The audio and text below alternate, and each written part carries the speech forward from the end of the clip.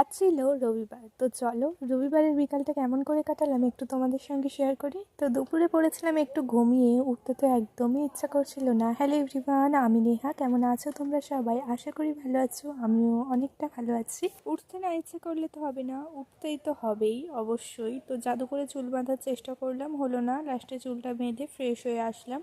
তো ফ্রেশ হয়ে আসার পরে আমি নামাজটা পড়ে নিলাম, কারণ হলো অনেক দেরি হয়ে গিয়েছিল, তখন আজানও দিয়ে দিয়েছিল। তো একটু বাইরে আসলাম, বাইরের আবহাওয়াটা কেমন সেটা দেখার জন্য। তো সত্যি বলতে বাইরে এসে আমার আজকে ভীষণ ভালো লাগছিল, খুব সুন্দর হাওয়া দিচ্ছিল, আর জাস্ট আবহাওয়াটা অনেক বেশি সুন্দর ছিল। আমি তো একদম আবহাওয়ার প্রেমে পড়ে গিয়েছি, দেখো কত সুন্দর। প্রায় অনেকক্ষণ ধরে আকাশের দিকে তাকিয়ে চুপচাপ ওখানে দাঁড়িয়েছিলাম। আমার তো বেশ ভালো লাগছিল, আমার মুখ দেখেই তোমরা বুঝতে পেরে গেছো।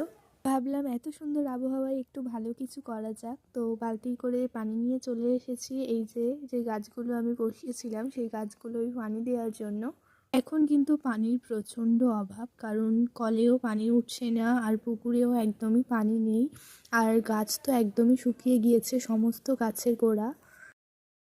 এখন ভালোভাবে গরমই পড়লো না, তার আগেই এমন হয়ে গিয়েছে। তো কি যে হবে ফুল গরমে। তো আমি দেখো এখানে 4টে গাছ ছিল, সেই গাছগুলোর সঙ্গে অন্যান্য গাছগুলোতেও পানি দিচ্ছিলাম। আর এই যে দেখো এই গাছটা হলো জবা ফুল গাছ, তো আমার ভাই এনে বসিয়েছে। মানে আমার ভাইও গাছ বসাতে প্রচণ্ড ভালোবাসে, ও স্কুল থেকে আসার সময় রাস্তার ধারে নাকি পড়েছিল, সেটা নিয়েই চলে এসেছে। ওটা নিয়েই ওই মাটির হাঁড়িটার মধ্যেও বসিয়ে দিয়েছে। তো জানো তো আমি ওরকম একটা গাছ স্কুল থেকে সেম আসার সময় এনেছিলাম, অনেক ছোট্টবেলায় এনে বসিয়েছিলাম। জবা গাছটা অনেক বড় হয়েছিল, কিন্তু কেটে দেওয়া হয়েছে জবা গাছটা, এখন আর নেই। আমাদের এই যে উঠানের একটা কোণাতে ছিল। ফুল গাছগুলোতে পানি দিতে দিতে তো আমি এখানে চলে এসেছিলাম আরও অন্যান্য গাছগুলোতে একটু পানি দিতে। আর এটা কি গাছ বলো তো? এটা হলো দিশি ধনিয়া পাতা গাছ, আর পাশেই ছিল আম গাছ, তাই নিচে পাতা আর বোল পড়ে ভর্তি হয়ে গিয়েছে। এখন গাছে ছোট ছোট আম ধরেছে, তাই জন্য বোলগুলো পড়ে যাচ্ছে। তারপরে আমি এখানে আমার অ্যালোভেরা গাছগুলোর কাছে চলে এসেছিলাম পানি দেওয়ার জন্য।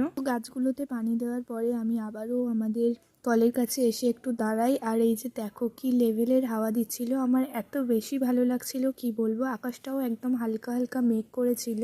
তো চলো তোমাদেরকে দেখাই আকাশের অবস্থাটা কেমন। তো আকাশের অবস্থা দেখাতে দেখাতে এখানে আমার এই যে সজনে গাছের দিকে নজর যায়। আর এই যে দেখো কতগুলো সজনে ডাঁটা হয়েছে, মানে সজনে ফুল তোমরা দেখেছিলে কদিন আগে, এখন বড় বড় সজনে ডাঁটা হয়ে গিয়েছে। তারপরে আমি এই যে চলে আসি আমাদের কলের পাশে, ইয়া বড় একটা বাগান, এটা আমাদের না।